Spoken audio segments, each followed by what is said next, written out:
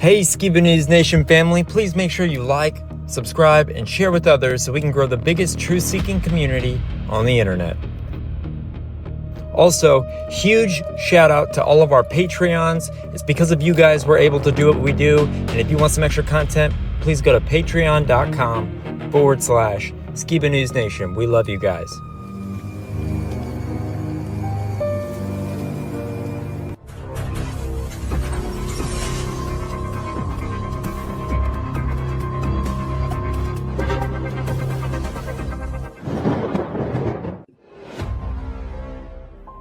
Welcome to Skiba News Nation, bringing you unfiltered views, news, interviews, discussions, and more.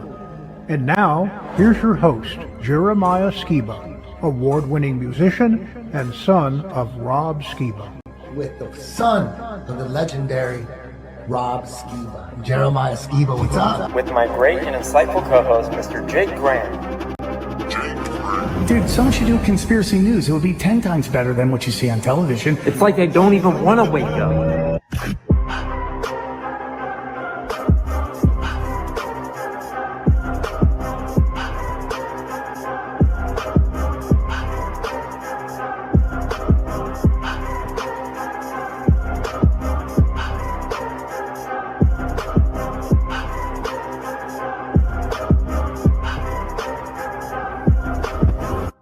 He's on a quest for truth.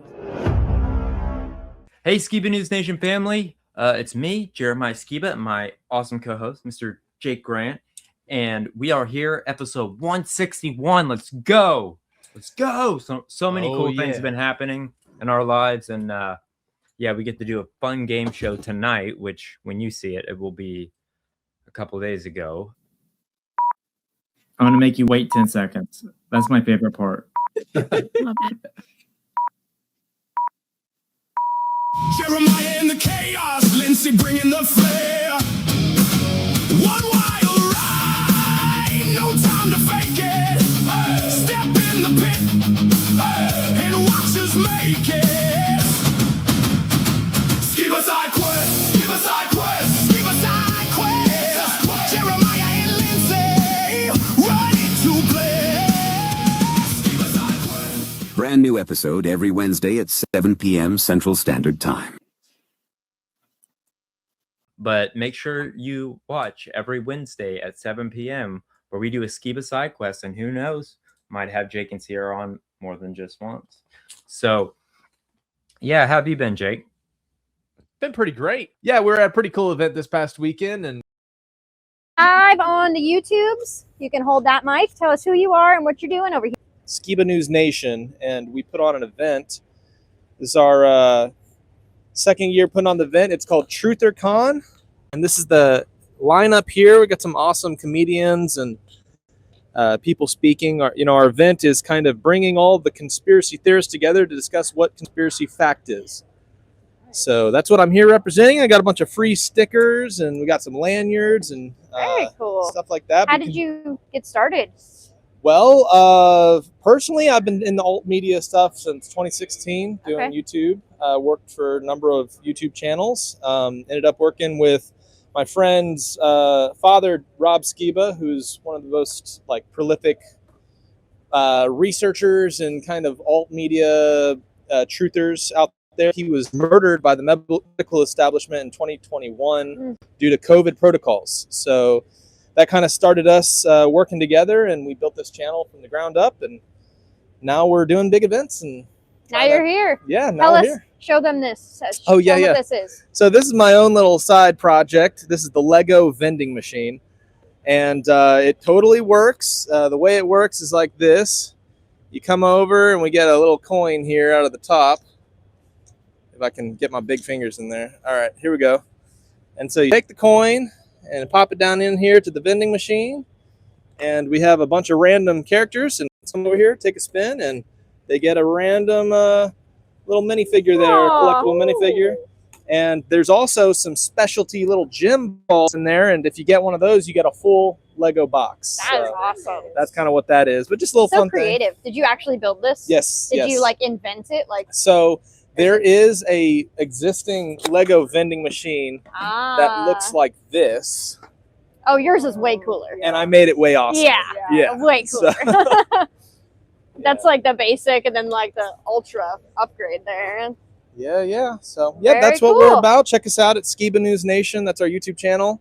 And this is our event in Dallas, Texas, November 5th and 6th. We're having TrutherCon. So That's not too far from my neck of the woods. I'm in Oklahoma. yeah, we're looking for down. vendors. We like all kinds of people that are into the alt community, the homesteaders, you know, truthers, conspiracy theorists. You're all welcome. So They're asking what your YouTube channel is. Skiba News Nation. Skiba News Nation is the YouTube channel. We've been doing it for about 4 years now, since 2022 is when we first started working on that, and we're having a great time.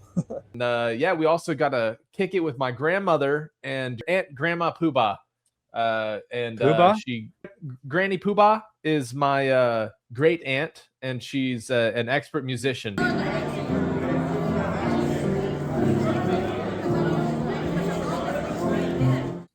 Anyways, my daughters got to enjoy that and hang out with some family. We got to check out what the Kentucky Sustainable Living event was, and it was pretty sweet. Got to meet some really cool off-grid living types, and might have some really sweet vendors who are there coming to TrutherCon. One of the guys, he is a fantastic computer dude. Basically figured out how to shut the government's ability to monitor you down, and he teaches it. So got to talk to him and a whole bunch of other people. That's cool, man. Yeah, man. So we're in episode 161, one sexy one, 60, sexy. It's a sexy episode, 60. Well, I do have a sexy thing at the end of my please excuse my sense of humor, and I think you're going to really love it. I would like to thank you for watching Skiba News Nation. It's been a crazy couple of days for me. So I remember way back in the day hearing all these things that people were talking about my dad and like saying that he was still alive, and I would reply and be like, yeah, I wish he was. I mean, that'd be great. You know, I wouldn't have, I wouldn't do the show. This would have never been a thing, even though, you know, I love doing the show now.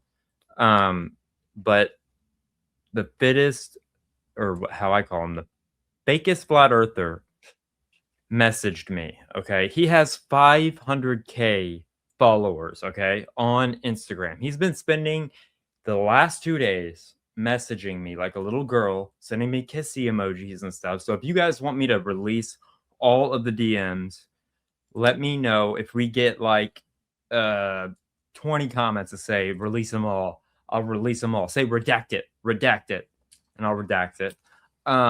But he made a video about me finally. So I guess that means I've reached a level of fame-ish, that I just thought it was so silly. Like, this dude is mental, I think, and I pray for him.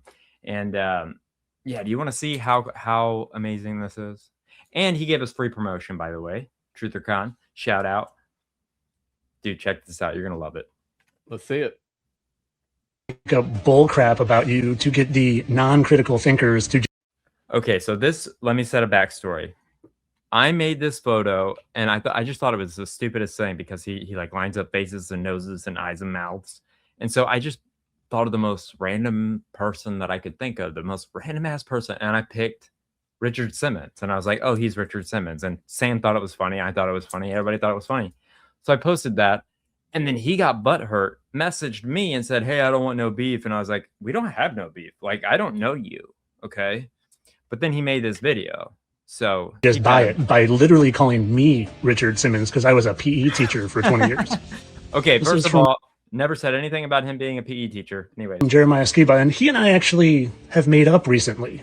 But he's posted all sorts of nonsense on me that he knows isn't true. Stuff like this. Stuff like the fact that he calls me freaking Timothy McVeigh, the OKC bomber. Yes. Which he knows isn't true. I didn't say that. I had about enough of him making up lying videos about me, so I decided to take a real good look at his face. Okay. And honestly, it didn't take long whatsoever, and I saw that face. He got you, Jeremiah. He knows. He knows now. The funny thing about this, and I don't think you know this, fittest, but the smile on me is face app. So you are using a face app photo of me because I wasn't smiling in that photo and I wanted it to look really good for the people. You know what I mean? So he is using a face app photo of me and comparing it. So just keep that in mind. But here he's gonna expose it all. Here we go. This was Quicksilver from the X-Men movies. Evan Peters. Oh, Evan Peters, who also played Jeffrey Dahmer. That's got to Cool be face glasses app there. too. Oh, And but here's wait, it Jeremiah, gets who better. just happens to have a tattoo right here. X marks the spot. You want to see something interesting about Evan Peters? Do you see What? it there? No. You see it? There's an X. marks I don't see it actually. here and here. It's faint, but it's there. X. Okay, but it gets more retarded. Watch. And I even sent it to Jeremiah. I said, bro, if you wanted a video done on you, there are easy ways to go about it than mocking me for a year straight. And he responded with, love it. You know why? Because they love their old characters getting recognition. Jeremiah. So these people don't understand satire. Him and everybody else in the world, I feel. Satire is when you are making fun, but you're acting like it's legit. He doesn't understand that.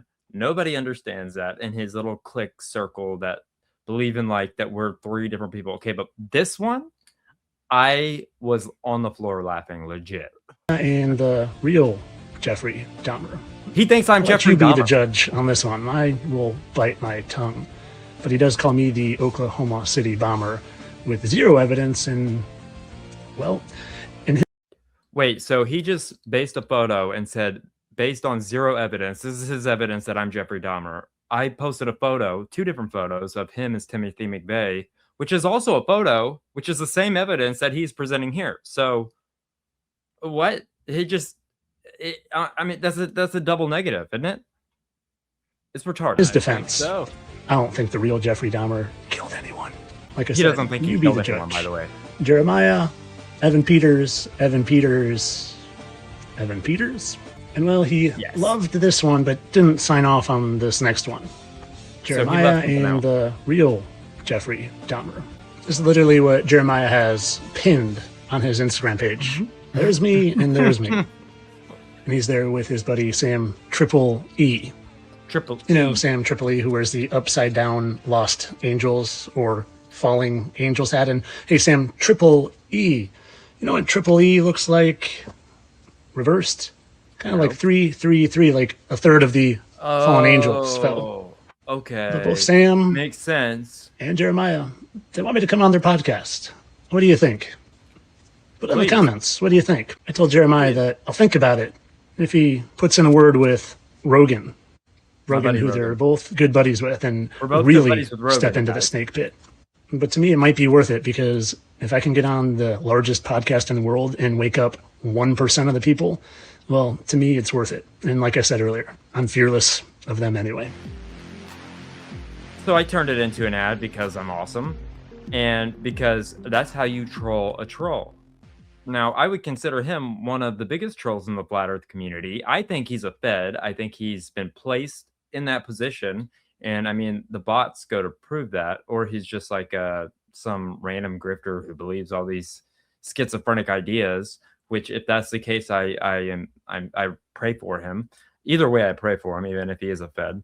But he has been placed to make conspiracy theorists look stupid. That's what I believe. That's what I genuinely believe. And he calls himself a flat earther. He is not. So he left out a lot of stuff, and that's actually a cut of his full video. His full video, he cleverly goes about picking which messages I say. And I will do all of this on Sunday if you guys want me to. A full breakdown. Just let me know. Say redacted in the comments, and I will do it. And I will expose this fraud for who he is. And I love it so much. And the fact that he said, "You're good buddies with Rogan?" I was like, yes. Opa was sitting next to me, and I was like, Opa, I'm best friends with Rogan. I've been having fun doing it. Like, it's just fun. And he's so serious. Like, as a joker would say, why so serious, man? Like, lighten up a little bit. Not everybody's Jeffrey Dahmer. But this is the best part. So he called me Dahmer, right? And he said, I still think you're Jeffrey Dahmer. This was at the end of the first conversation we had. And then I said, okay, man, whatever you say. And then I said at the very end, P.S. I still think you're the Oklahoma City bomber. And that's all I said. And then I ghosted him for like 2 days. Well, okay. So I have to say, I'm a little jealous because I've always wondered who my doppelganger was. So I have to spill the beans to the Fakest Flat Earther.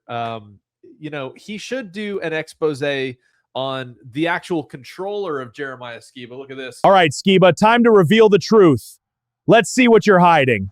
Deactivate! System error. Malfunction. I knew it! A robot! I obey. Oh, that's I'm opening your brain right now. Editing you. So if you really want to know who's controlling things behind the scenes, I'm the one who censors all his Jew jokes. So, Yeah, and my foreskin jokes. So obviously you really need to figure out, what's going on here. You're just jealous because he didn't make a doppelganger. Here, I could do that. That's what I'm saying. I want to know who my real life counterpart is now. Well, unfortunately, I can make that happen for you. Unfortunately, I can make that happen for you, Jake. I'm sure I could say something to him that would make him do it. But I just, some of the comments are so hateful and so funny, like because people don't understand satire. I don't want you or Lindsay or Sierra or anybody in our personal lives to be affected by it. But I want to keep trolling him. Like that's the overall goal, is to troll until somebody called me the troll king. And I was like, thank you, my sir. Thank you. Because they get it. Most people get it. But there's a small few who think we're all fallen angels and we're all 3 different people. But I will tell him that you're interested. And he should do a cameo and be like, I'll do this on Cameo for whatever, like he can make a good living doing that. But yeah, I think you might be onto something. Anyways, that was my beef with the Fakest Flat Earther. Like I said, if you want it to be fully redacted, I will redact all of it. All the messages, everything. So you guys let me know. And yeah, you got some good current news for me today, Jake? Yeah, let's get into it. Oh, and I'm Jeffrey Dahmer. Forgot to tell you.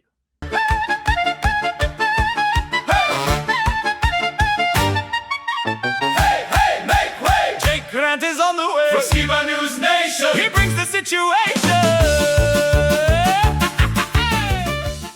Well, guys, let's get into the news this week. Let's start off with one of the most important things that I see trending is a resurgence in something almost as powerful as Harambe back in 2016. Do you remember Harambe?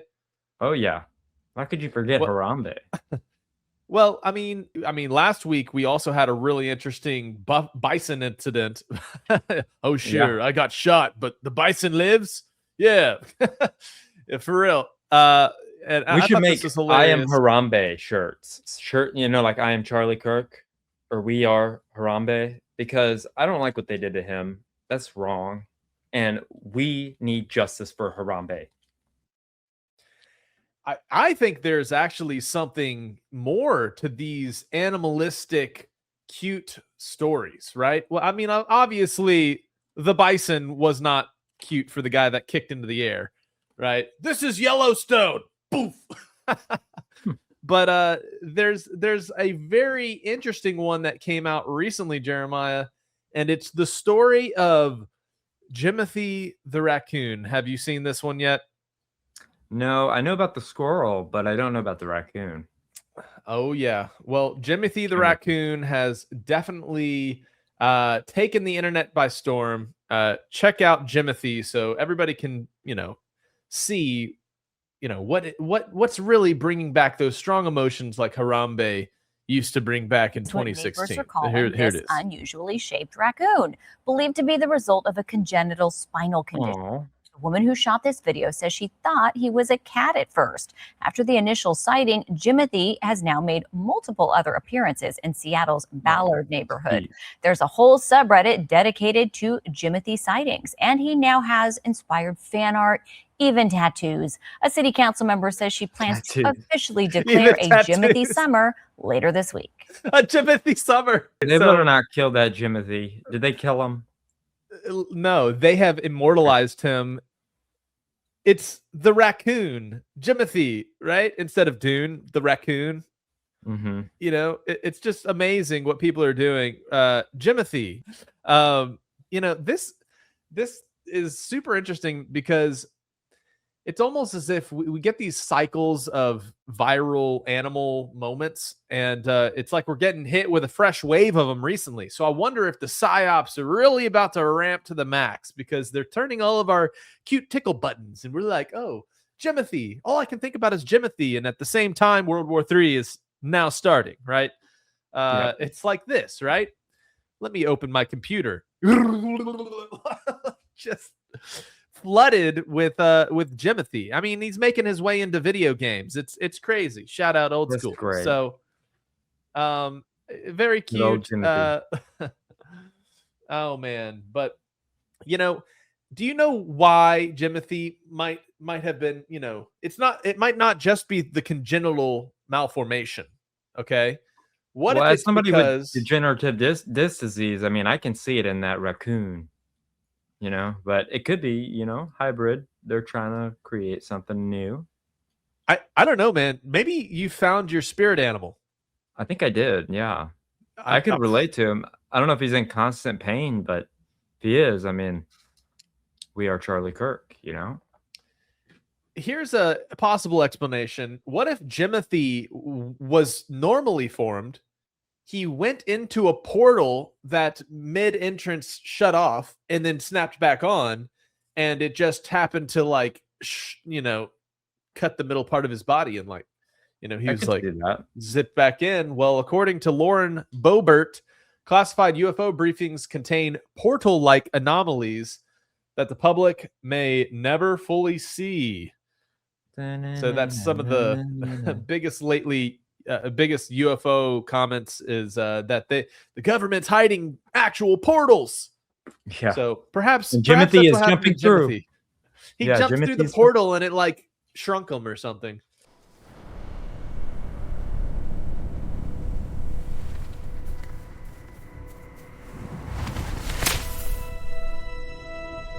Jimothy the portal jumper. Jimothy. So you know, obviously this week we have a lot of big World War III type headlines we're going to be getting into, and also some very fascinating tech advancements. We're going to be talking about drones that are now invisible, as well as the world's first UFC with robots. Basically, you know, very interesting. But to start us off, let's kind of cover the war element. You know, wars, rumors of wars is what the scriptures warned about before the coming of the Son of Man. And we're definitely getting a lot of that. But a Christian organization ran by famous pastor Greg Locke, who, by the way, debated the Flat Earthers, right? We had that whole coverage several years ago. He was recently, you know, went through some legal issues. The feds came in and were bothering them and their church about financial things. And so apparently this is what's up. Greg Locke announces the Global Vision Bible Church is relocating to an undisclosed location. The relocation appears to be in motion prior to recent high-profile incident involving federal agents. And several weeks ago, the Internal Revenue agents, supported by local authorities, raided Locke's home and another church-related property as part of a nearly 2-year investigation into alleged financial mismanagement. But the timing of their relocation and timing is very interesting because we have all these end times headlines, right? End times headlines. And so as a church that focuses on eschatology, end times, I kind of wonder if they're not making some kind of play. They're like, all right, guys, we better get at, you know, let's bunker down, guys. Let's bug out. The AI is here. Bug out bag. Yep. And shout out Lucas Cameron for my bug out bag. Right on. Hey, you know. You know, in all honesty, you know, if it is for bug out purposes and not just to you know, dodge some of this bad publicity from the feds raiding them over IRS issues or whatever, there are a lot of things that we're going to be talking about that might motivate people to bug out, to go and show up in an undisclosed location.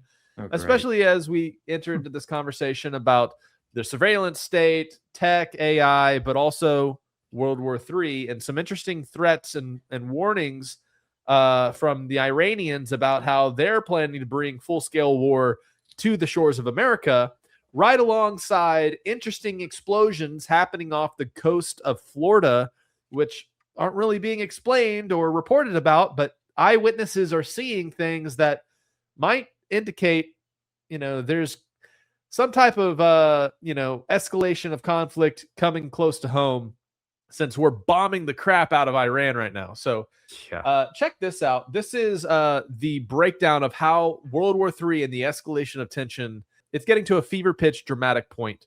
And this is what it looks like. The option on the president's desk right now is an all-out war. That would include pickaxe. Sources say Israel would come in to help deliver the final blow. The Israelis are already on high alert and preparing to go full scale. Lawmakers also pressing Hegseth on reports that the war has further depleted America's stockpile of weapons, including interceptors used to shoot down Iranian missiles and drones. Senators also asking how Iran can continue to target U.S. bases and Gulf allies, despite President Trump's claims that the regime's military capabilities have been wiped out. The amount of damage that we've done to them over the course of these series of operations has put them in the worst place they've ever been. How have Iranian officials been responding to these nightly U.S. airstrikes now in their 11th night?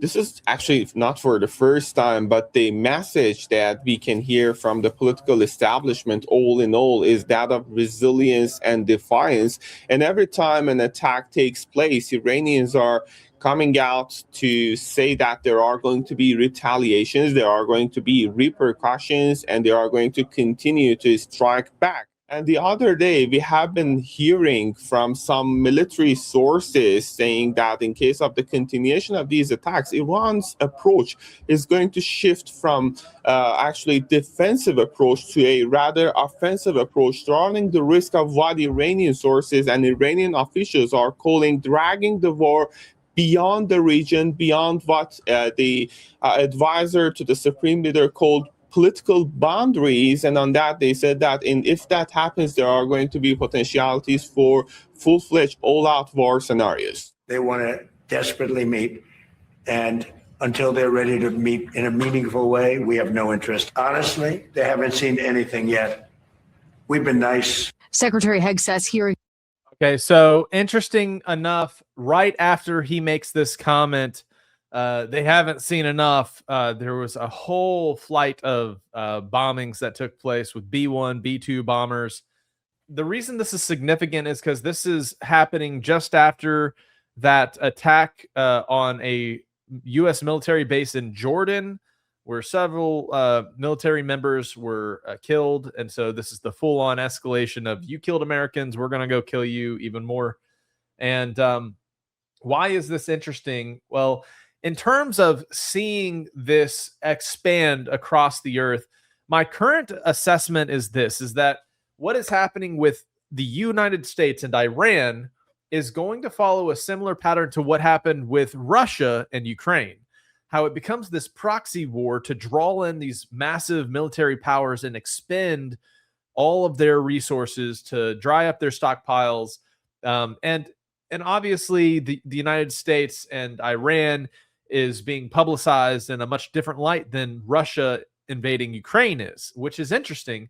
And to see how this is playing out is significant. But the other conflicts that we've been covering for the past several years, since 2022, February 2022 is when Russia started the Ukraine conflict. It's still going on, but guess what? Now Ukraine is targeting Russian food supplies, and they're blowing up civilian warehouses, like civilian food warehouses, which is directly targeting the food supply of millions of people. You know, this is directly correlated with like Great Famine, full on war. Like this is Ukraine blowing up people's, what they eat. So lives, yeah. I mean, you're messing with their lives. I mean, for real. And it's so sad. I mean, I thought President Trump ran on America First. He also ran on putting, stop the killing, stop the wars. But now he's all about it. and I don't understand why. Like I'm just like, why? Yeah. Well, obviously, the hook is in the mouth of America. We are going to have to finish what we've started, and who knows what that's going to look like. But like I said, it is very significant that, previously NATO-backed Ukraine wasn't blowing up civilian food warehouses, but now apparently it's a thing. Right now, here's footage recently of Ukrainians targeting the food supply in Russia. And this is going to directly correlate with this next video that we're going to talk about, which is about the systematic attacks on American infrastructure that have been pushed off as accidents and coinkydinks, right? Well, check this out. Here's a little Tucker Carlson clip breaking down why we should be paying attention not just to the Ukrainians blowing up food supplies, but also the loss of American infrastructure due to accidents and little fires here or there. Check this out. It's not a good sign. There's chaos on the ground, too, a lot of it. 10 days ago, for example, a train derailed in East Palestine, Ohio. That's about 50 minutes outside Pittsburgh. Apparently, there was some kind of mechanical failure. We still don't have details on what that failure was. Of course, we don't. We do know about 50 cars derailed. At least 10 of them were carrying thousands of gallons of highly dangerous chemicals, including vinyl chloride, which causes cancer. This was a while ago. It started with a thunderous boom and then a huge plume of thick black smoke that could be seen for miles. This was the moment officials in East Palestine, Ohio had been planning for. A controlled release of toxic chemicals from several cars at the site of a derailment, one that has forced thousands from their homes. The year of the train crash. Everybody. Yeah, so that was the big Palestine chemical bomb chaos, right? But then if you look at this concept, let's hear what else he has to say, because this is something that as a pattern has continued on. Now, obviously, Tucker's doing his own thing now, but to see how this was beginning to start to roll out years ago with these big accidents on American infrastructure. 100 attacks of them in the United States, attacks on our power grid. In North Carolina this winter, for example, nearly 50,000 people lost their power in freezing temperatures when somebody shot up two energy substations, and so on. Why is it not a big story? Oh, it's not a story at all. And then, of course, at the same time, we've also seen a series of bizarre accidents befalling the food industry, threatening our food supply. That would include unexplained fires and plane crashes in processing plants, to chicken feed that seems to stop egg production. Boy, next they'll be coming for the water. Oh, wait, they are. Less than a month into the Biden administration was also a highly sophisticated attack on the water supply outside Tampa. Pinellas County Sheriff Bob Galtieri says a water treatment plant operator first noticed the remote access hack. The bad actor increased the amount of sodium hydroxide, or lye, in the water supply from 100 parts per million to more than 11,000. For the 15,000 residents of Oldsmar, Florida, the increase of sodium hydroxide in the water supply could have caused vomiting, chest, and abdominal pain. This type of activity and this type of hacking of critical infrastructure is not necessarily limited to just water supply systems. Okay, so this obviously was several years ago, but in recent memory, right, there have been massive refinery explosions, all sorts of type of stuff. You know, here's another shot of the Iranians targeting a warehouse in Kuwait. Wow. And this just recently happened. July 14th.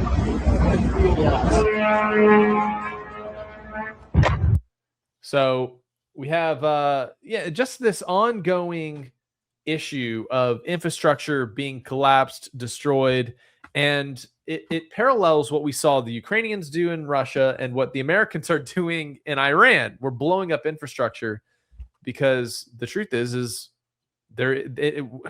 this has been an ongoing process for many years, destabilizing the ability for various nations to, provide for themselves. They're trying to make it as hard as they can. we of course have what the military is willing to report on. They've, mentioned some of these attacks, some of the loss of life, but there's really been a silence in terms of the total cost and infrastructure damage that the United States military has experienced with Iran. How many personnel have actually been killed in action or in these bombings, and how much American infrastructure has been destroyed. It's kind of like not being talked about very much. So while we're, yes, hearing that the U.S. is bombing the crap out of Iran, we don't know how much they're coming back and, doing stuff to the forces that are over there. And so we're also seeing things like this. Here's an interesting report. Now, obviously, if there's anybody who's watching this that was an eyewitness of this, it was just off the beach of Florida there. An experimental explosion sparks panic off Florida's coast as experts admit they've never seen this before. So to me, when you see things like this, whether this is legit or not, obviously you guys got to take everything we say with a grain of salt, because AI information warfare is ramped to the max. You can hardly, check what's real and what's not. But if this actually did happen, I suspect this seems to me like some type of preventative measure or protection. A U.S. submarine fighting an Iranian submarine off the coast and blows it up, and people see the explosion, but nobody Mossad on what happened. So massive money moves taking place this week, Jeremiah, just because there's been a lot of the advent of crypto and how that's going to help usher in a digital U.S. dollar is very interesting. Although Trump has come out there talking about central bank digital currencies not being a thing, but there's also rumors that they are planning to tokenize the U.S. petrodollar, which is very interesting. Have you seen the new Trump coin? Like, it's like a physical coin that he's putting his face on. No, it's like a dollar. It's like I think it's $1, and then his signature will be on the $100 bill now. Pretty interesting. Wow, very cool. I know they were talking about even making a $250 bill That'd be featuring crazy. him. One of those other funny memes that have kind of come to the surface as of late was the whole topic of Mitch McConnell, not being dead or not being, out of ability to serve. And this is my favorite lately. It's Mitch's new proof of life photo just dropped. Yeah. So, hilarious. Obviously, it's just a silly thing now. But this came right around the same time as Thomas Massey, losing the election. And then we also had the recent death of Lindsey Graham. Lindsey Graham. And so, all of these things are interesting. Okay, so check this out. We're going to start going through a series of other little topics here. Some of the craziest tech advancements that I've seen as of late. This stuff is like really, really interesting. Yes. Scientists say they have, for the first time ever, constructed a synthetic cell from non-living chemical components that can feed, grow, and replicate just like a natural cell. Synthetic cell. Well, it's so that the robots that are fighting can bleed. Yeah. This is legit one of the first robo battles. Hey, but I'd watch it, wouldn't you? I would for sure watch this. You wouldn't get any blood on you if you're sitting ringside. Yeah, well, that's why they're coming up with those synthetic cells, so that they can have the robots, spurt blood. And it's fighting.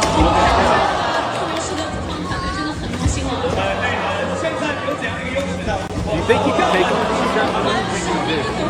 I think all you got to do is grip it. I don't know. They spider back, get up real quick, kind of creepily.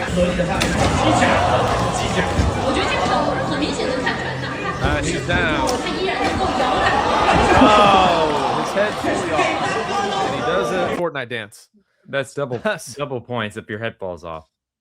Yeah. So, I mean, the new era of fighting sports is here. Robots fighting robots. Honestly, kind of pretty cool. It's like what I always wanted battle bots to be. Yeah. The little. Yeah. The little, I mean, it's kind of like that. Guys. Yeah, those were the best. There was, and then their head pops off, like their head pops up. There's been several fighting robot movies. I can't remember what they're called. iRobot. But besides the point, in some other tech advancements, we've all been worried about the surveillance state, right? Well, apparently they've figured out how to make a drone invisible using just the limitations of our own eyesight. Check this out. So this is Northwestern, and it can blur itself the way that it flies, where it's completely see-through, basically. And they're also creating silent flying drones where you can't hear them. Normally it's like, and so that's pretty creepy. This is what it looks like. Oh my god. And then it just turns invisible because of our eyes filling the blanks. And so it's see-through. That's why you need a vape, and you just go and you blow it, and if it starts to make a That's tornado. how you discover. I think you figured out a hack there, Jeremiah. Yep. They'll never be able to sneak up on you if you have a big old puffer pole. That's what I'm saying. Said that for years. I'm just kidding. My goodness. So yeah, to me, just super interesting. And why is the visit drone interesting? This is in China, of course, and Ching chong. They are already full on cyberpunk 1984. retro cop. These are drone stations you saw on top of their light poles there. And these drones fly around and like tell people what to do. They're like, please listen to the forces or we will send a law enforcement agent. They will come. So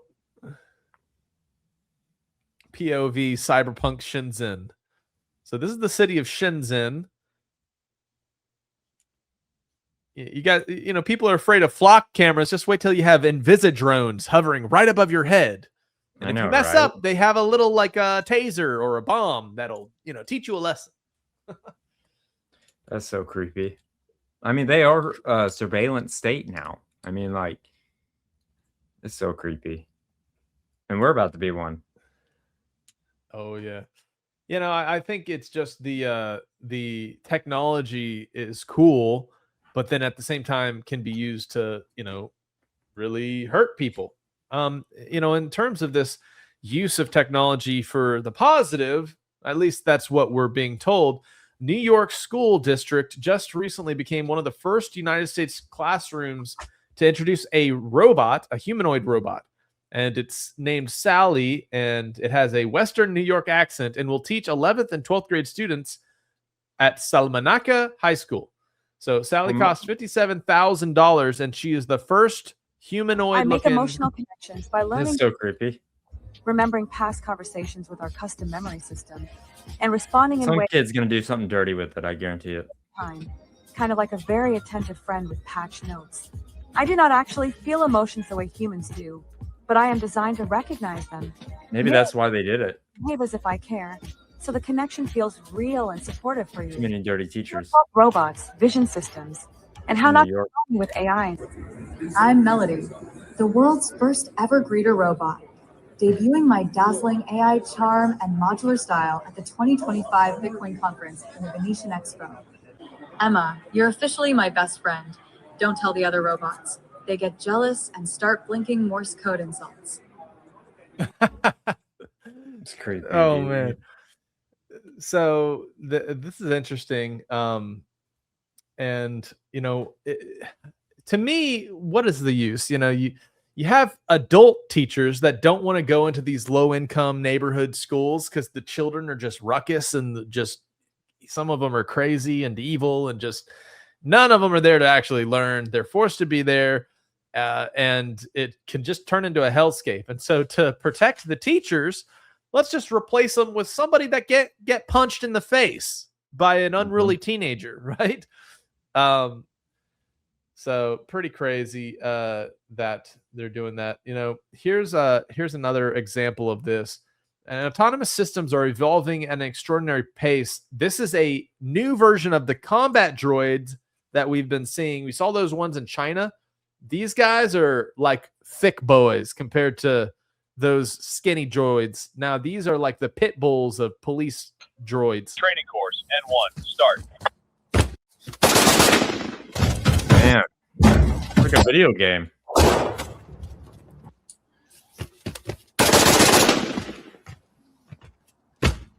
Training course N1. Yeah, now of course this itself could be an AI video, but it just goes to show, you know, getting close. We're getting close, you know.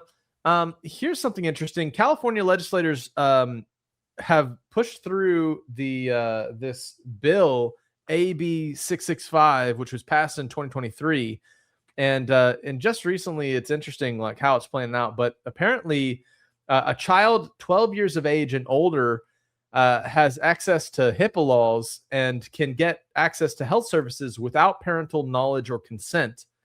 And very interesting. Check this out. Wait. Hold on. Wait, I'm like, can you? Okay, hold on. Let me understand this. So while he's 11, I'll have access to his medical records. But once he turns 12, the government locks me out. Yes, because there's the I'm sure you've heard That's of crazy. Yeah, so of course. He now has privacy rights under HIPAA when he's 12. So as a parent, I can't see my 12-year-old's medical records? No. What? I thought it was 14. I've heard. Okay, so it's crazy, and I'm not saying that, like, I'm the bearer of bad news. Please don't listen. No, I understand. You're just doing your job. It's I okay. don't even agree with it. So, but, like, I literally had to have my daughter come in the doctor's office with me and say, you can give my mother access to, you know. That's crazy. But it could be rage bait. Oh, yeah. So why is this connected to the surveillance state and the implementation of AI and all this stuff? Well, it's interesting because if we start plugging into a social welfare system or a social kind of equity system like China has, and then our children are plugged into this system and they have these, you know, these rights to hide from their parents what they're doing. You know, at least in California, you can see how this could be implemented where, you know, if they can't, everybody come to Texas. Yeah, that's why everybody's gone to Texas, I think.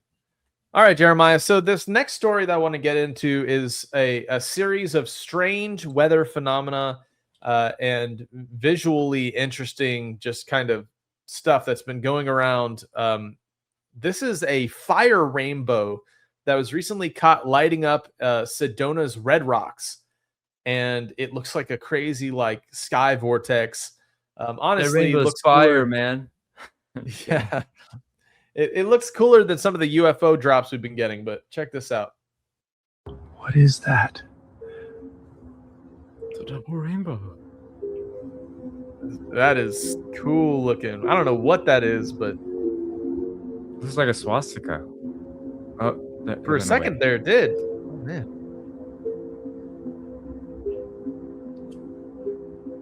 Strange. It's not moving.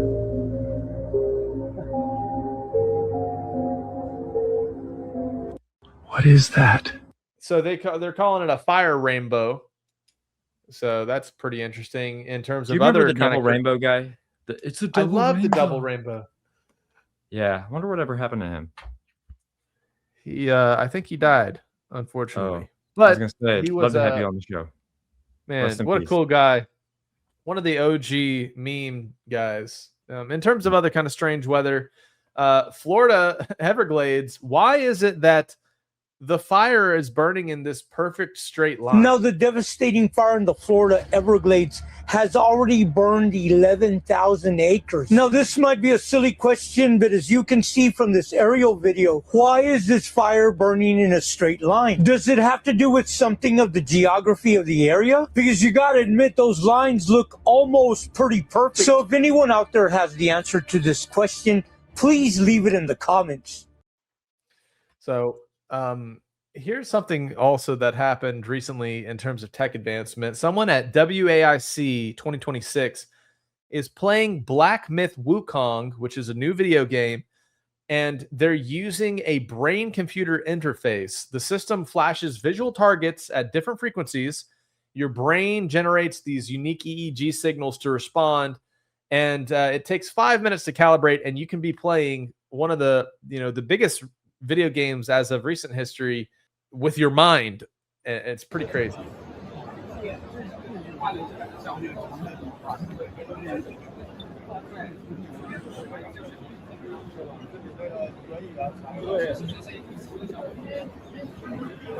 No hands. That's crazy. Why is the video Everybody's switch like- copy? Oh. It must be a... Okay. Wow. So that's how they apparently configure it. Is they train, for 5 minutes, you got to calibrate, and then boom, you're off to the races, able to look around in the game, to fight, to swing. That's crazy. And, I wonder if Elon had anything to do with that, with his Neuralink. it does seem like very similar technology, but though this is a outside of the brain interface, like an EEG. And what Elon has is the internal. So it's more like a Stephen Hawking, is what you're saying, than a Elon. Yeah. So this is more like a Stephen Hawking. Yeah. Elon's making it so that you can have it with you all the time. Of course, under the guise of right now, it's for paraplegics. But this is more for like fancy video gamers that want to wear a bike helmet while they play games. Yeah. And look retarded. Yeah. They need to make it look cooler if they're going to market it. That's for sure. Yeah. So, just this past weekend, also, there was a groundbreaking Trump press conference. They talked about the 2020 election. They talked about the controversy around how the election was stolen, and they're going to try to prove it. Well, here it is. Here's some of the claims of how they caught in real time the 2020 election get stolen. And I think this is directly related to this topic of, will Trump be going for another term, for a third term? And I wonder if this is going to have any weight in that conversation.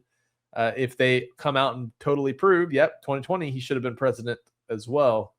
But in this election.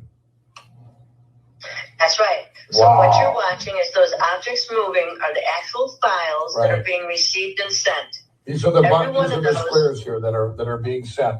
So everybody out there, what you're looking at, this is the proof. So if like Antrim County, that case is still open. You just go, here you go. Now you know who did it, how many votes flipped, when they did it, what time they did it, the computer it came from, the country that attacked us.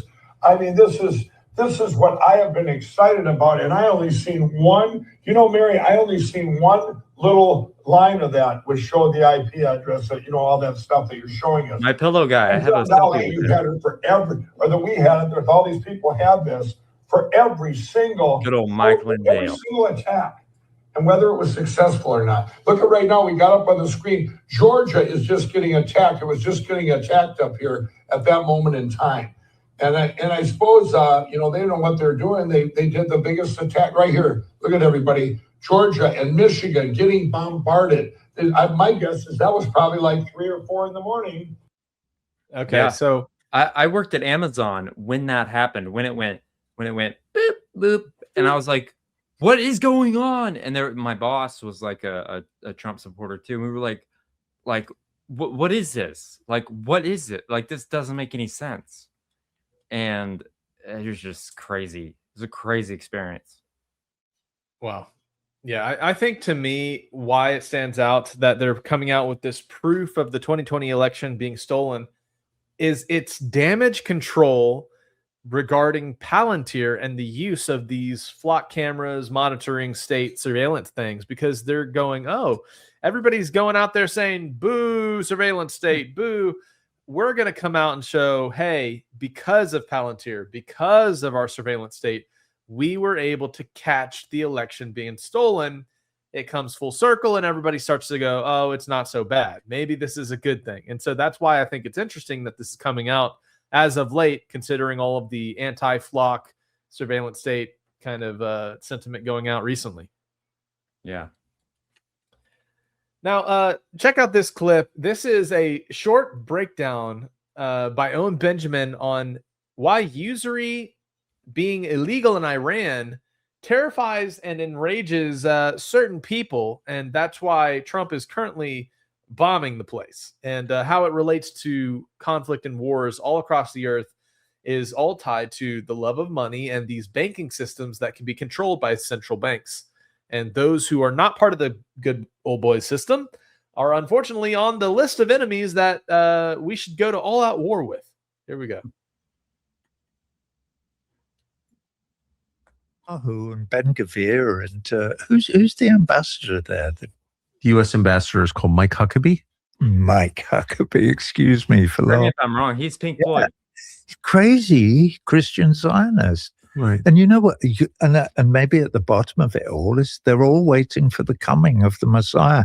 They don't care. Well, Mike Huckabee obviously hopes it'll be Jesus, because then he can go to heaven with Mike Pence and the other Christian Zionists. I'm sorry to No. fun of I it, but couldn't agree more. That's not Christianity, just for the record. It's not even a close facsimile of Christianity. As I recall, you're a Christian, right? Yes, I am. As I recall, Jesus threw the moneylenders out of the temple. Yes. Or tried to. Yeah. That's probably when they crucified him. Braided a whip. There Yeah. you go. And I'm not making a joke about that. That bit of history really impresses me, because usury is, one of the things that the U.S. government and other government, particularly the Israeli government, have got against Iran is that lending money for profit is illegal in Iran. Did you know Really? that? I didn't know that. It's against the law. Usury is against the law Interesting. in the Islamic Republic of Iran, in Persia. It's illegal. Why would that offend other governments? Yeah, it's the basis of the way everything works, is that you get control over a government by lending them money. And once you've lent them the money or given them the money, I mean, don't look at me with your brow furrowed like that. You've seen the Congress of the United States and the cash that they've I'll got. admit of course I know what you're saying. Again, I agree with you completely. I didn't know that usury was banned in Iran, though. Yeah. Or I'd forgotten. So, yeah, I thought that was an interesting clip being shared. Why do they always need every country to be on board? And you don't have to be mad about this at all, by the way, because it's oddly fair in the craziest way, and that can really piss people off. The minute you start charging an interest rate for debt, this is why it's illegal in Islam. It was always illegal in Christianity. That's what Jesus did at the money changers. That's why he got really angry, is because usury, charging interest on money, is slavery. Like, let's say there's 100 total dollars in the world. That's it. But they're fiat. It's a usury system.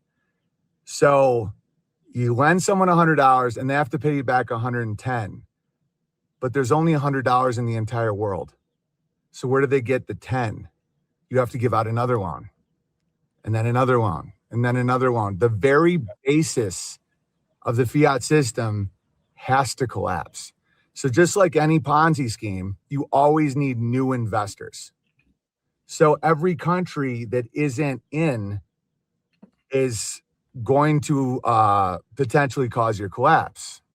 So this is why I started off our episode talking a little bit about the Clarity Act and some of the crypto stuff that's going through this past week, Jeremiah, is because the whole world systems, banking based on the petrodollar system, these interchange of governments buying other governments' debts, it's all tied to how the system works. And I think that's it's very interesting to pay attention to. Now, obviously, the U.S. is bombing Iran because they're now blowing up bases with American forces. But perhaps the reason that the bad blood was there to begin with was because it was one of those regimes that didn't want to play by these international banking rules, very similar to Libya, Gaddafi, various other places. Yep.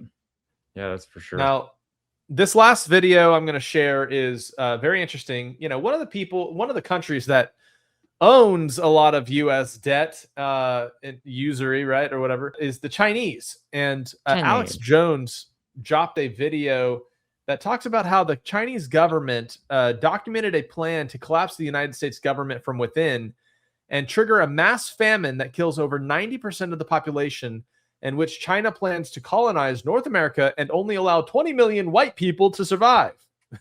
Now, this is, you know, fresh off the press from Alex Jones, so you guys enjoy. It's a very interesting little analysis theory here. He retired from a couple of those positions in 2003. He gave a speech to the party. It leaked in 2008. It's the highest level speech in Chinese history. You can look up the phrase, the secret speech of Cher Hao Tian. He says the plan is to destabilize America. Sometime in the future, we're going to destabilize it with a bioweapon. Once it's destabilized, we're going to get the borders open. We're going to flood it with potential soldiers and with the cartel. And then they're going to have 3 years to rape, pillage, loot, and burn. And then they withdraw, and it becomes New China. Actually, Alaska and Western Canada becomes Russian, and the U.S. and Eastern Canada becomes New China. That's why they don't care that they've polluted 80 or 90% of their groundwater. Their whole plan is to decamp and take our country. They keep 20 million whites alive as slaves for 10 years to hand everything over. Yeah, if you got time, we got it someday. We're going to talk about this. Their plan is to exterminate us. And the one thing that people who've seen communist revolutions say afterwards that's consistent is, we never had any idea they would go this far. We thought they were going to change the tax rates. They thought that we were going to change our national anthem. They will exterminate. Their plan is to exterminate every American. And you have, sometimes I've tried to talk about this, and some dumb guy in the audience will say, let them, I've got all these guns, let them take it. They don't understand. They're not going to come at you like Red Dawn with bombers filled with parachutists. They create a world like The Walking Dead. You've seen The Walking Dead. And let me explain this. Let me back you up here. In their own actuaries and our own Pentagon actuaries, because we're just on time delivery, 90% are urban. Even in the rural, only about half are somewhat self-sufficient. In the Great Depression, we were 90% rural, about half self-sufficient. Still, between 7 and 11 million died in university studies for malnutrition. If any major society collapses today and things break down, you get upwards of 90% of the population dead within 1 year of starvation, war. And so these modern societies are very precarious, extremely tottering and weak. And that's what they're talking about destabilizing. And COVID was just the softening up, getting us ready for this. And what you say, Larry Grafwall was a Green Beret, highly decorated Vietnam, going to a major college. And the communists tried to, the literal Weatherman leadership liked him and came to him. We're talking the heads of it. And it later came out, he died over a decade, that Obama was in these meetings. And some of them, he infiltrated them for the FBI, recorded it all. And they said, we're going to break down society, Cloward and Piven collapse everything. Then most people will starve to death. And then the Chinese will come in and take over. And this is in the 80s, he's saying this. I mean, this is a real plan. Go ahead. Correct. And now you're absolutely correct. Now, I thought the Cloward Piven was going to be that out of the rubble, the left emerges as the communist leaders of the United Socialist States of America or something. It's much worse than that. No, I agree. That's what they tell the average commie. They don't know they're all going to be killed as well. It's all extermination. You read the secret speech of Cheraltian, it's we're all to be exterminated. And other than 20 million whites, because they're very racist, the Chinese, And, you know, this was all you can read. I'll tell you something I might not even supposed to say, but there was a secret national security exercise 22 years ago where they modeled what happens if Ebola hits, what happens if there's an EMP or there's a financial collapse. And the national security state modeled this in a 6-week war game. Well, they cut it off after a couple of weeks because what they discovered horrified them. The CIA, everybody was involved. And what they discovered very quickly is society collapses much more quickly than we imagine it would. And 15 days. 15 days. I've seen the report. And there was a CIA futurist who was given the assignment to write this as a report that the public could digest. He wrote it up as a novel. The novel is called 1 Second After. And in the opening page of the novel, you learn that 2 nukes go off over the US and knock off the power grid. You don't even know who the nukes are from. It never gets into where it comes from. It's just the power grid shuts off. And it's about how for 2 or 3 days, neighbors are neighbors, making each other pies, cleaning out the refrigerators and the freezers. By day 15, there's mass refugee lines of drift. Well, by day three, there's only 3 days of food in the cities. There's 9 meals. We're 9 meals away from the cities rioting. And when people have starving children, all bets are off. They're rioting. By day 15, we go through a tipping point. Mass refugee lines of drift. If you're within 150 miles of a city, it's just Mad Max zone. By day 30, it's irrecoverable because, another thing to know is we only have 30 days of pharmaceuticals. So after 30 days in the supply chain, after 30 days, diabetics start dying. 50% of people over age 50 are living on medications that without the medication, you start dying. Heart medication, insulin, something. So by day 15, it's Mad Max world. Well, by day 15, it's walking where you live. Your home, some Chinese general got a deed. You live in Dallas? This is going to be your home when this smoke clears. And that general for the last 6 years has been looking up on Google Earth, looking at your home. He saw that new hot tub you put in your backyard. He thanks you for it, Alex. Since 2020 fall, he's been thinking he got that he was going to be living there by 2026. Every home in America of any size, any nice home, has had deeds distributed in China by 2021. It went to the PLA, it went to the CCP. And so they thought they had won. In fact, they openly gave speeches in China. I saw a professor give a speech where he used a word not to say we have entered a new age. It's like we've entered a new epoch of human history. And then they cut, and he's like hanging by one finger and climbs back up and defeats them all. And that's what history is going to show America has done. And Alex, you were you were the major voice in this. Real time. Okay, so I think this is interesting just based on some of the other stories we brought up, is if this is true that these are official government, Chinese government people talking about their plan to take over the US with biological warfare. It's like Red Dawn was a type of template, but they're not going to invade with tanks and planes. They're going to clear the field with some kind of biological weapon, and then they come in and it's like the new world all over. So very interesting. The 3 year time frame that he mentions, this guy that's speaking, is also significant in terms of like biblical eschatology theories. There's the 7 year tribulation, and some believe that there's a 3.5 year period of great tribulation. And so if that's some kind of template that is, they're trying to plan to let these pillagers come in and ransack and cleanse the land. It's all just speculation and fear mongering. So I think we're just going to leave it at that. But it's interesting because China, of course, is the nation that is the most aggressively pursuing these robot military officers and police, and their drone technology is just out of this world. And we're seeing the escalation of global tensions. And like I said, Iran likely seems to be a proxy war with the US and Russia and China doing the same thing that the US and NATO did through Ukraine to Russia. So it would make sense if all together these wars of rumors and wars are just pointing towards more tough, terrible things to come. But stay positive. That's all the news for this week. All right. Thanks, Jake, for another great current news as always. And now take a look at this Truth or Con ad that we'll insert here.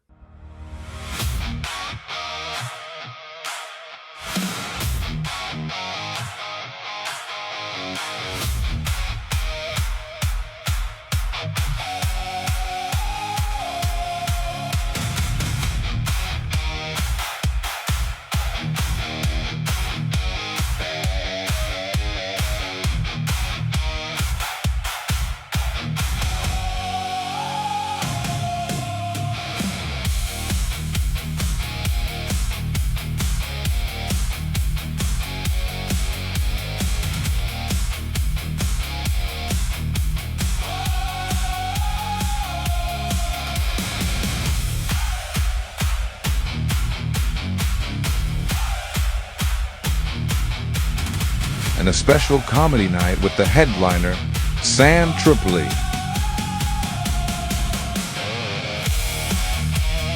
You are not alone. November 7th and November 8th, get your tickets at truthercon.com.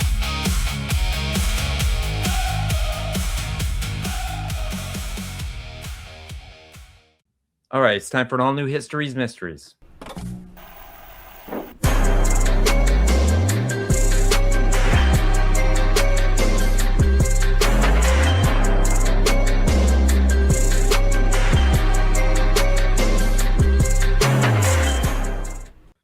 So this week for History's Mysteries, I'm going to be exposing Kenneth Copeland. Did you know that he wanted to be Elvis, Jake?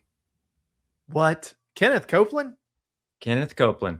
He went by the name of Ken Copeland. This is real, okay? I'm about to play a sample of his music. I hope I don't get copyrighted by Ken Copeland. I don't know why I'm having trouble with that. This is him. Listen to what he's saying. I wanna go steady with you. I never wanna let you go. I wanna make love to you. What? I need your loving soul. It's all so strange to me. Falling in love is new. Oh baby, can't you see? I wanna go steady with you. So we'll just stop it there before we get copyright strike, but totally goes against the Bible. If you if you're looking at Kenneth Copeland as a good guy, which we're about to expose he's not a good guy. And Jake, you could pause it at any moment and we could explain a little bit more, but he went from wanting to be Elvis to wanting to be the biggest megachurch pastor to make the most money possible. So check this out. And Benito Pearl Copeland on the 6th of December 1936 in Lubbock, Texas. Kenneth was raised in a devoutly Christian home where life revolved around attending church every Sunday and praying each night before bed. The family home was located near a U.S. Air Force base, and Kenneth loved to watch the various aircraft take off and land. It was this fascination with airplanes which first spawned his aspirations of becoming a pilot. But before that dream could take flight, there was music.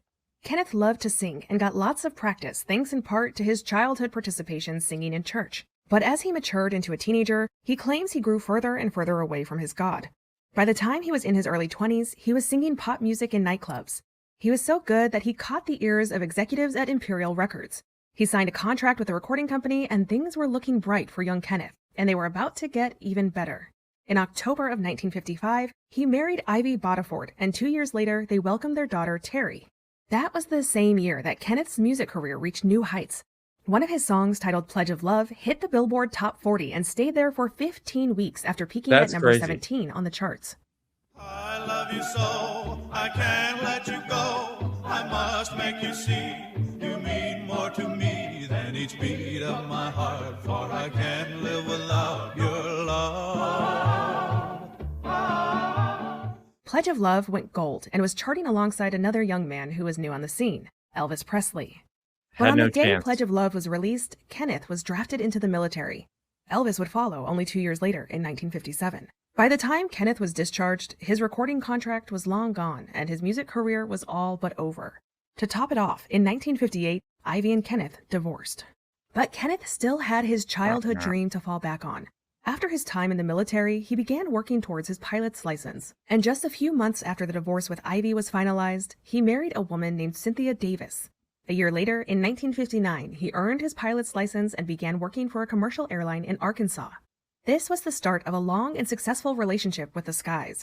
In fact, in 2012, the FAA awarded him the Wright Brothers Master Pilot Award for more than 50 years of safety, professionalism, and aviation This guy lived a life.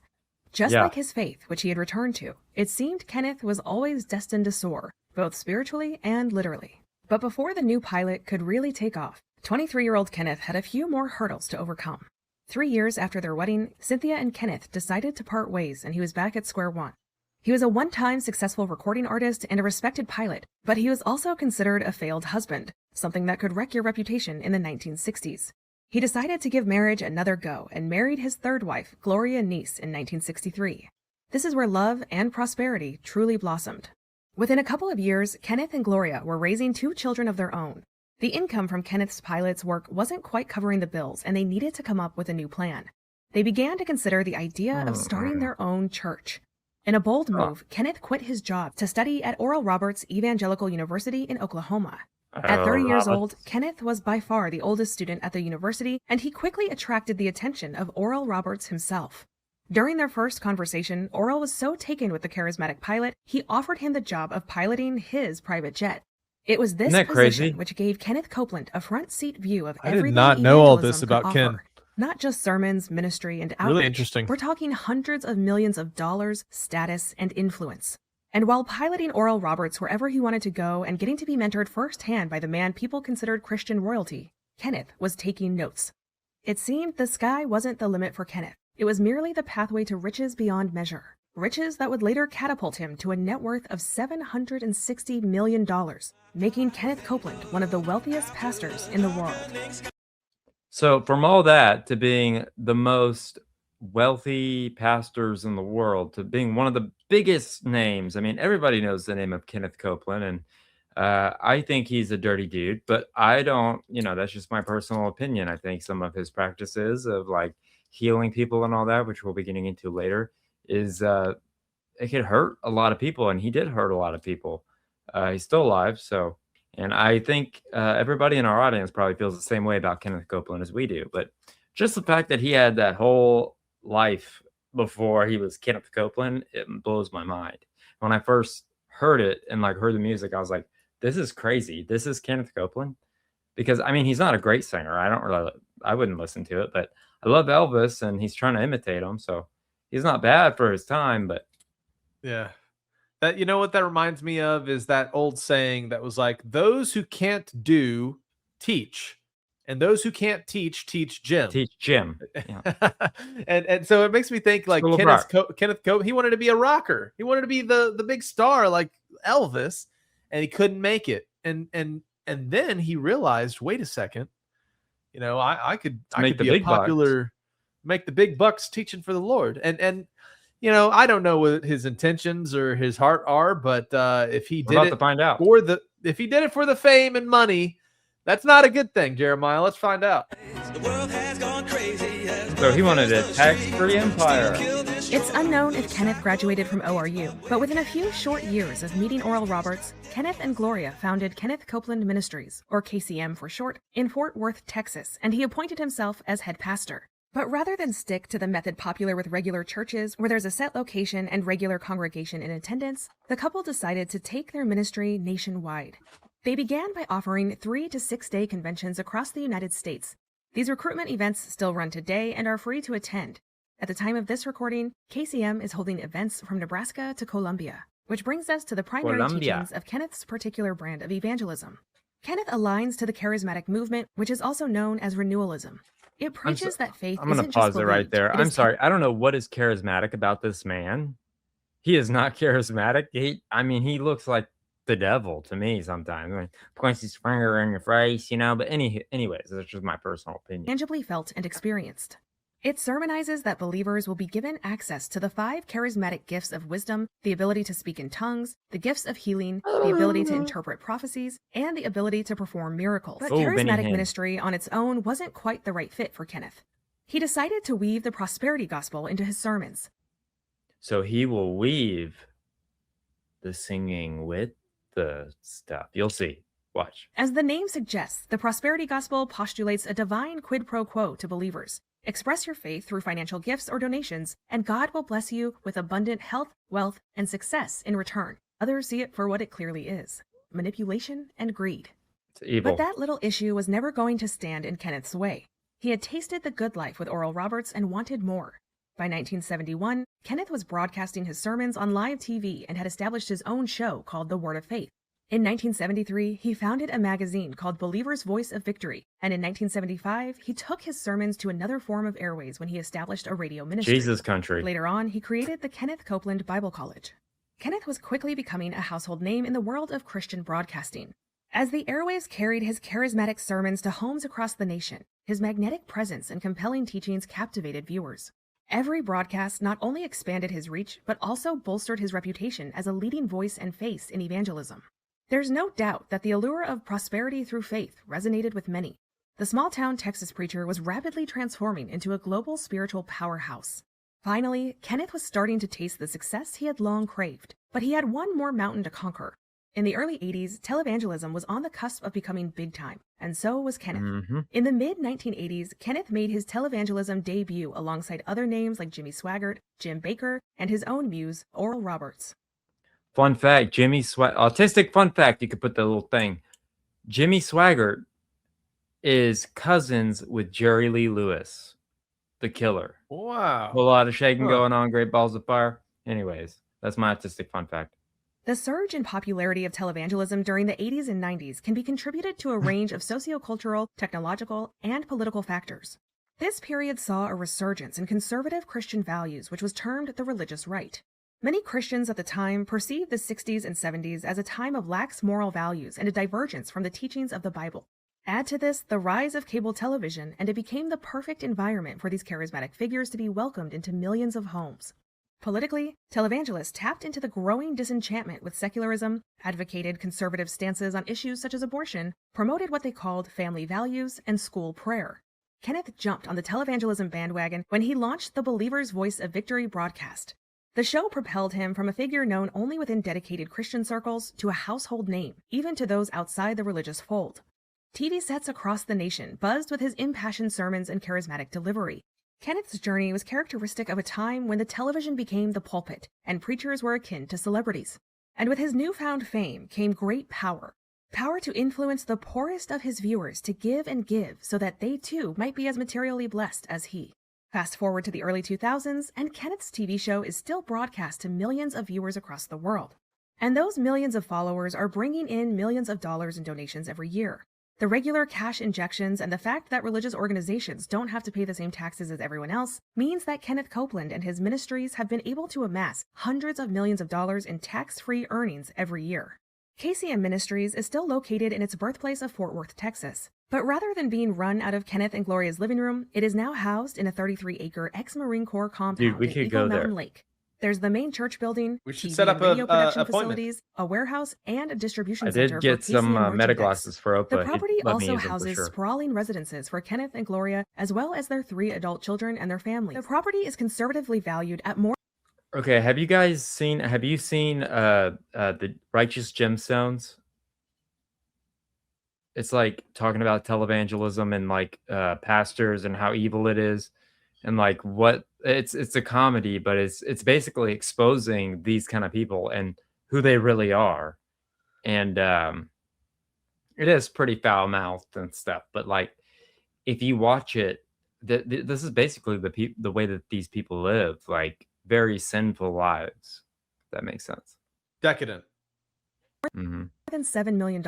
Except $7 in million. 2021, the Houston Chronicle revealed that KCM has declared the home's value at just $125,000. And because it's Whoa. technically classed as a clergy residence, it qualifies for a 100% tax break. Is that not if crazy? the property was accurately valued and not under church ownership, like a it would swastika. I accrue see at it. Do you least see it? $150,000 a Yeah. year in property taxes, which is more than what they claim it to be worth.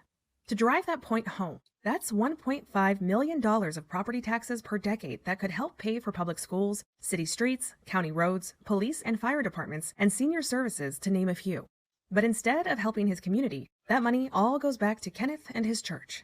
On top of the lavish homes, he has his own personal airfield, aptly named Kenneth Copeland course he Airport, does. which is also located on the Eagle Mountain Lake property. Kenneth has never disclosed how much he paid for the jet in 2018, but he did say that the previous owner, film director Tyler Perry, made the plane, Yeah. quote, so cheap for me I couldn't help but buy it. He justified the purchase as an essential business requirement because of his worldwide preaching commitments. The thing is that when he bought that jet, he already had another one which he had purchased just 3 years earlier for a staggering $20 million. And that one was crowdfunded from his congregation. He also owns a smaller Cessna Three aircraft, jets, which was gifted three to him airplanes. in 2007, and which he uses for domestic flights. All of Kenneth's aircraft So are that's what tax Jesus would exempt want. because of KCM's status as a church. During the same interview about the private jet, he was asked why That's he the needs to face fly right there. private rather than Face of commercial. evil. In his own words, commercial flights are, quote, metal tubes filled with demons. He clarified this comment by saying that being on a plane full of people indulging long in tube alcohol full of wasn't a good demons. environment for a preacher to be in before going out and spreading the good word. And he It's a said good that reason on one to get your particular own trip plane. overseas, he flew for 21 days, 70 hours, 40,000 miles, and touched down on 5 continents. If he didn't have his private jet, thousands of people would have missed out on hearing him speak. There's no doubt that Kenneth is an incredibly wealthy man in the 1%, and it's not a fact he's ashamed of.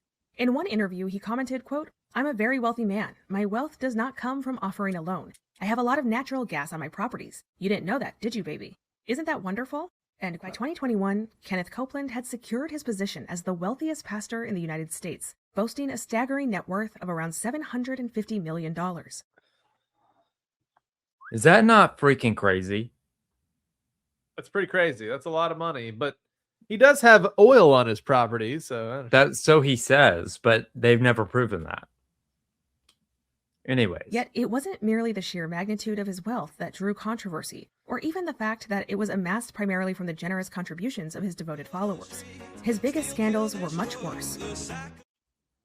so yeah, we'll learn about those scandals, and let's see what the chapter 3 is. Liar, liar, pants on fire. Beyond his fiscal activities, Kenneth's track record with expenditures, scientific perspectives, and political leanings has been a subject of much debate and scrutiny. In 2006, KCM announced the foundation of Angel Flight 44, which was touted as an aviation-based disaster relief ministry which would provide aid to hurricane-ravaged areas of Haiti. Given Kenneth's long connection to aviation, the ministry seemed like a natural fit for KCM. For several years, he appealed for donations to the ministry which aimed to support the effort to rebuild the community and provide just need essential more money. supplies for residents of the worst-hit areas. Except the promised supplies never came. Not one delivery of aid was ever provided, and no answer has ever been Just given aid. as to where the donated funds went. In 2010, the man who co-founded the ministry with Kenneth went on record to say that Kenneth never came through with the funds or the aircraft he had promised would be central to the ministry. When KCM was questioned about the co-founder's claims, they commented that there was never a specific promise to provide aid to Haiti. They asserted that the call for donations had resulted in just under $8,000 of funds, which had all been put towards making plane repairs. They went on to say that they had purchased an aircraft, but it wasn't in airworthy condition and had structural issues. They ended the statement by saying that they lacked the funds to buy new aircraft. There are also controversies surrounding the financial aspects of Kenneth's ministry. In 2007, Senator Chuck Grassley of Iowa required 6 Pentecostal ministries to submit financial statements regarding their personal and organizational finances in relation to their tax-exempt status. The senator raised questions about the personal use of church-owned airplanes, luxury homes, and church credit cards used by pastors and their families. All of KCM's aircraft are tax-exempt, but despite Kenneth saying that he needed his private jets for business purposes, there was evidence that the planes had been used to fly to his vacation home in Colorado at least 143 times. The senator who commissioned the probe also expressed concern about the lack of oversight of finances in religious organizations, which meant their tax exemptions could benefit individuals and not just the organizations which are named on the letterhead.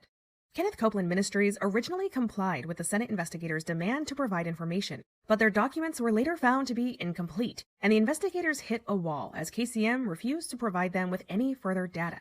In the middle of their investigation, Kenneth turned a national ministers' gathering into a fundraising opportunity for right-wing politician Mike Huckabee. This came shortly after Huckabee's loss to Senator John McCain in South Carolina, at a time when Huckabee was short of cash and sinking in the Florida primary polls. The ministers' gathering and political campaign was held at Kenneth Copeland's Ministries campus in Newark, Texas. The Trinity Foundation, a group that monitors televangelists and viewed a live internet broadcast of the event, said the fundraiser took in $111,000 and generated pledges nearing $1 million for Huckabee. During the conference, Kenneth stated that Huckabee supports ministers who are fighting to withhold information from Senate investigators. In the United States, nonprofit organizations, including churches, can take stands on issues, but not politicians. Federal law since the 1950s has included a ban on political activity, which the state defines as advocacy on behalf of or in opposition to any political candidate. When the IRS was contacted about Kenneth Copeland Ministries' fundraising for Mike Huckabee, Nancy Mathis, an IRS spokesperson, stated federal privacy laws prevented her from discussing the appropriateness of Copeland's political fundraising activities with the media. Kenneth later commented that the investigation was a violation of religious freedom, an invasion of privacy, and a threat to the separation of church and state. Ultimately, the probe was brought to a close in 2011 after 3 years. No penalties were handed down, and no findings of wrongdoing were ever announced, even for those who refused to comply with the investigation. He told followers that he could provide all they needed to heal from COVID. He hosted a special report titled Standing Against Coronavirus, where he told followers that COVID was, quote, a very weak strain of flu that healthy people shouldn't fear. He also told his followers that all they needed to do was reach out their hand and touch their screens while he said the following prayer, saying, quote, I blow the wind of God on you. You are destroyed forever, and you'll never be back. Thank you, God. Let it happen. Cause it to happen. End quote. But maybe Kenneth didn't blow hard enough, because it didn't work.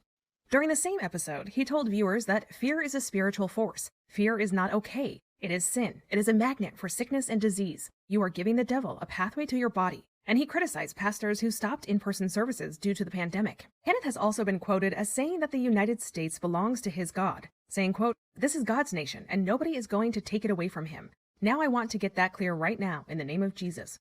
No man, no woman, no Democrat, no Republican, no socialist, no communist can take this nation away from God.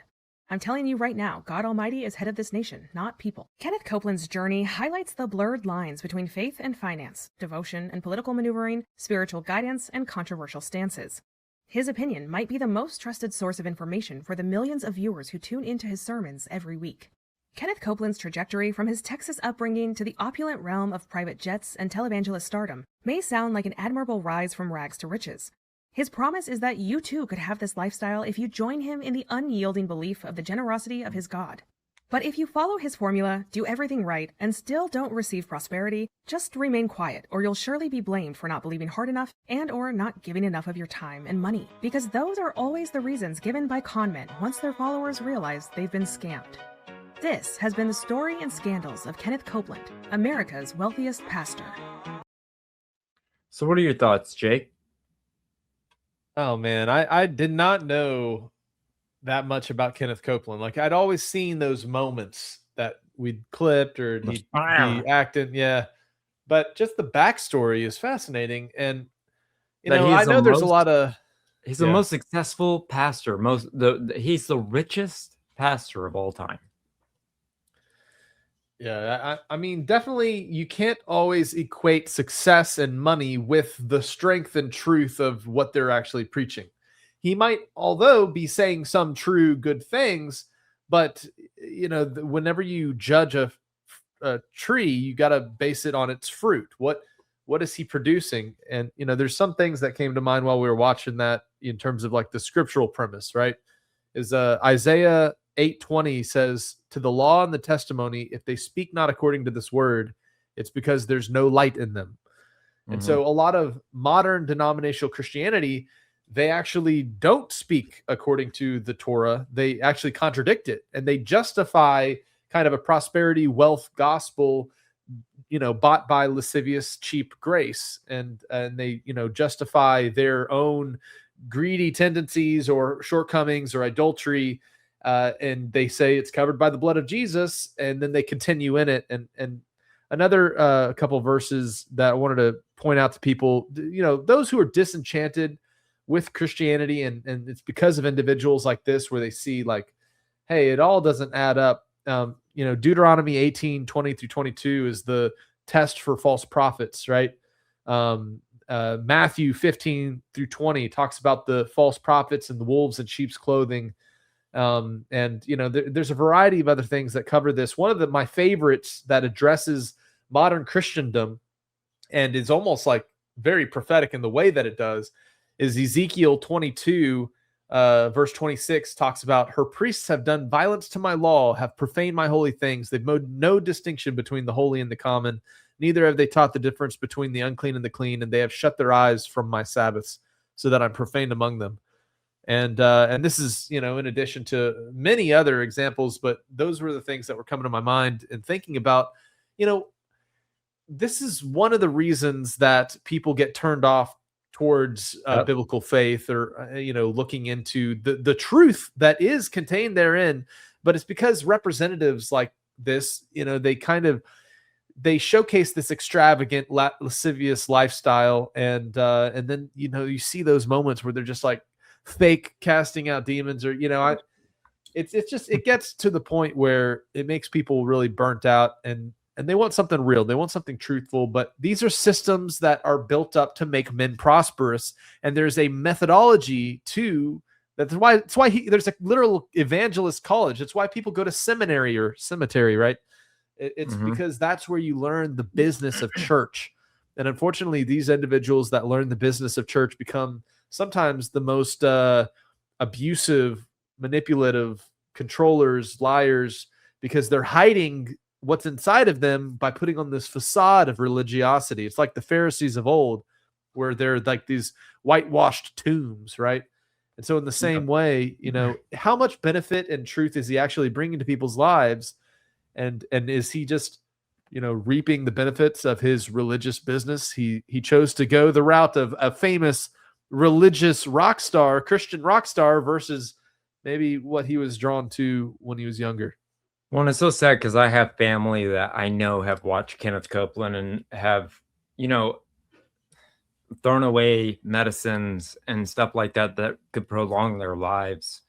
And I feel like that is so wrong, and I will do everything I can to expose people. Just like the Fakest Flat Earther, it all kind of goes hand in hand. People that believe this guy and have a false hope and are being lied to, they deserve to be exposed, in my opinion. They deserve to, get a little taste of their own medicine. And that's just my personal opinion and what I believe, but an eye for an eye. And yeah, I'm glad I could teach you a little bit about Kenneth Copeland.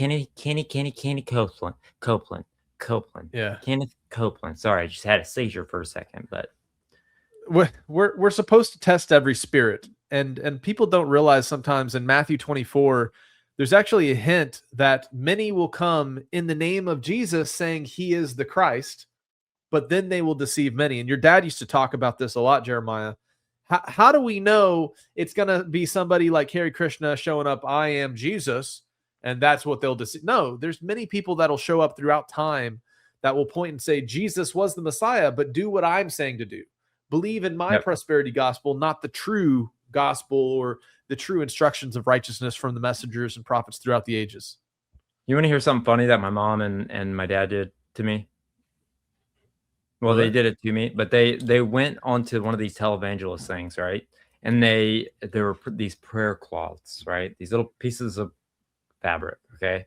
And they signed my name up to get the prayer cloth just because they didn't want to put their names in. So I got this little prayer cloth. I still have it somewhere, but anyways, because of all that dark stuff, it's time to laugh a little with an all-new volume of my family-friendly fan favorite segment. Please excuse my sense of humor.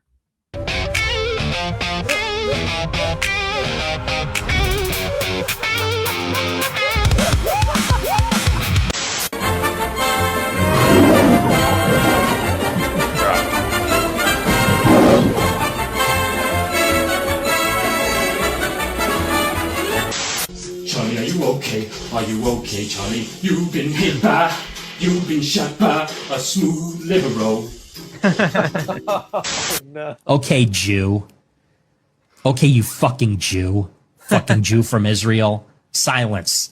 It is wrong to Jake. circumcise baby boys. What about their What have I been civil saying? right? So stop doing this crazy act. Amen, brother. Why Yeah, but you put them back in the womb and they're totally murderable. in Chopin also is against circumcision. Da, da, da, da, da, da, da, pum, pum, pum, Like, I don't want my foreskin back, but I mean, they didn't have the right to take it from me. So stop You know what I mean? circumcising boys. They didn't even do it for a good reason. They did it for Enough makeup. with this primitive torture. Once you're 18, you can do whatever you want with your skin. You can cut your ears, you can do whatever you want. But a poor baby, that's wrong. Bum, bum, ba, ba, ba, ba, ba. Remember, Chopin is against circumcision. He doesn't like that. This guy. He doesn't like that. You can't circumcise.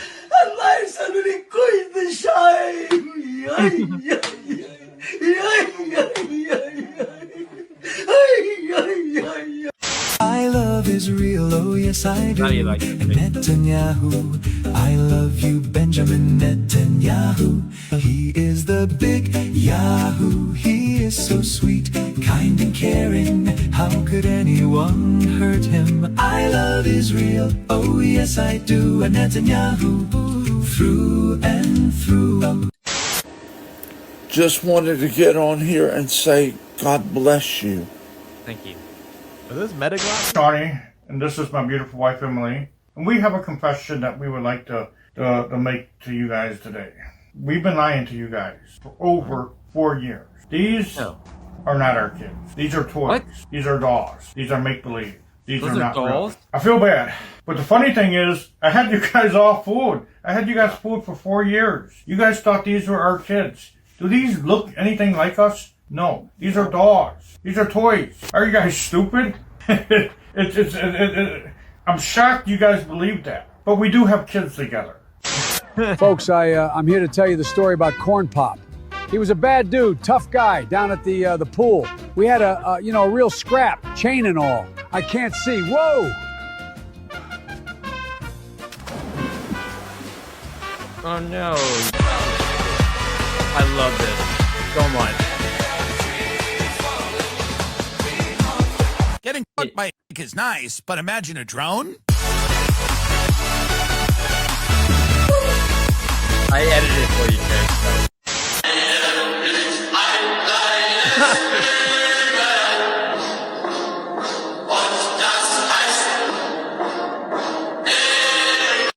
In German, they don't say, spend your time wisely. They say, Heil Hitler. Heil Hitler. Heil Hitler. Heil Hitler. Heil Hitler. Heil Hitler. Heil Hitler. Heil Hitler. Heil Hitler.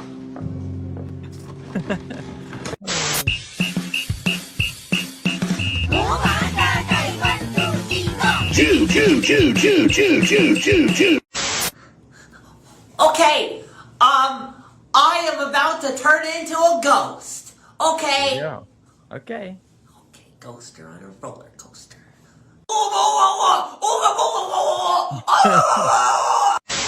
College is a scam. A liberal soy boy is not what I am. Blacks are having too much fun. Diversity means whites have none. I must save the whites. We have no rights. But how? Wait a minute. Just because I don't go to college doesn't mean I can't go to colleges to own the libs. I have reached a turning point, a turning point. That's it. A turning point USA. With God How by came my up with the side, idea? the woke won't stand a chance. Diarrhea parasite doesn't sound that bad, but explosive? What the hell does that mean? Am I gonna blow up my toilet? Explodes? Am I dropping bombs? What the hell? Is my explosive am I gonna lift off the toilet? Because of the reverb? Reverberations? Let me know. He has been described to us as a conspiracy theorist. He's what they call a flat earther. He still doesn't believe the earth is round. Well, the floor in the county jail is flat anyway, and that's where he is. So I do the zooms on these videos. It is art, but I had to do it. I like the Bless thee, the tie that binds our hearts in Christian love. Watch this, honey. This is all for you. Oh, you tease. Just for you, darling. More, don't stop. No, don't do this.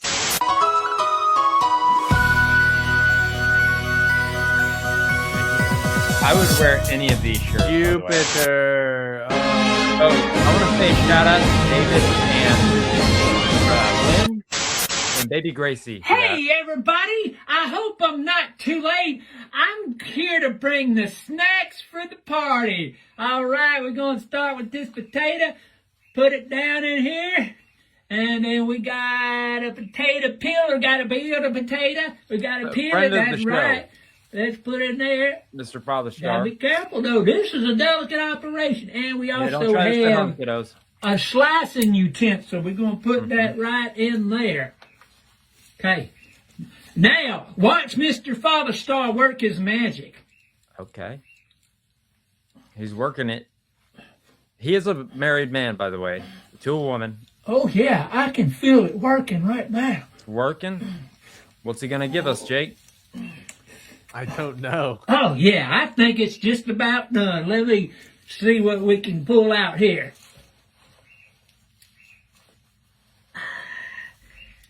That's right. Very own French fries. French Man, fries. I told you I could cook. The party's always in my pants.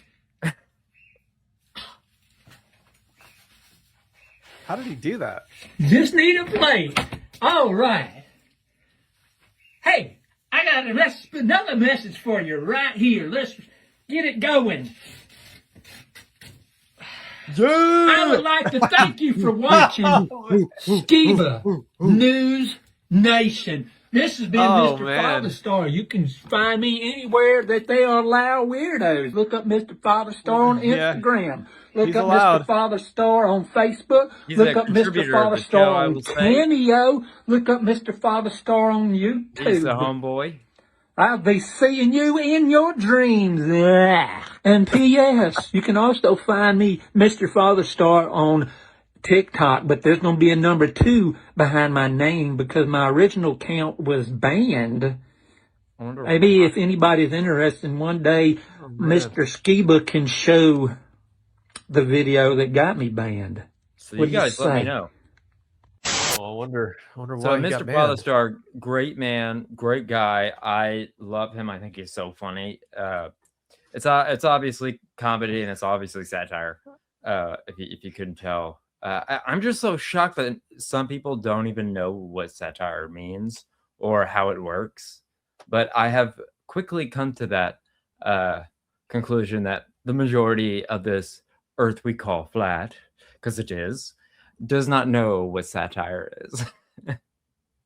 They just don't get it. They think it's all real. But anyways, thank you, Mr. Father Star. You are the best. We love you. Thank you for being a contributor of Skiba News Nation. And that was a great endorsement. And I'll text you later, buddy. Anything else, Jake? Yeah, don't take yourself too seriously. That was his big tip. You know, last time he was teaching me a little bit about the humor.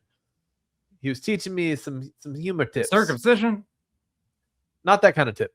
Okay, good. Well, I'm glad we could end with the fun, funny, Skiba News Nation. Thank you, Mr. Father Star, for that. We needed that. So, guys, stay awake, not woke. Get your Truth or Con tickets. Early bird special will end here pretty soon. And we love you guys, and be blessed, and know that you are loved by me and Jake and Mr. Father Star. Adios, amigos. See you guys. If you like what we do here on Skiba News Nation, please like and subscribe, and also share with others so we can grow the biggest truth-seeking community on the internet. Huge shout out to all of our Patreons out there. If you like bonus content, you want some extra Skiba News Nation stuff, please go to patreon.com/Skiba News Nation.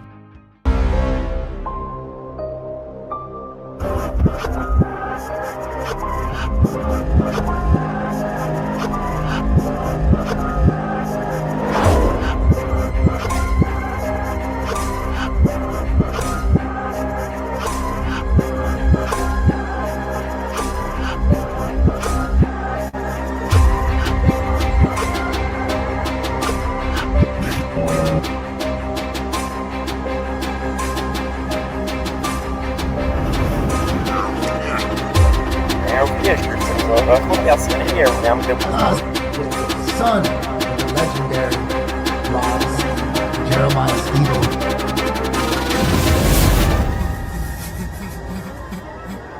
It's like I don't even want to wake up.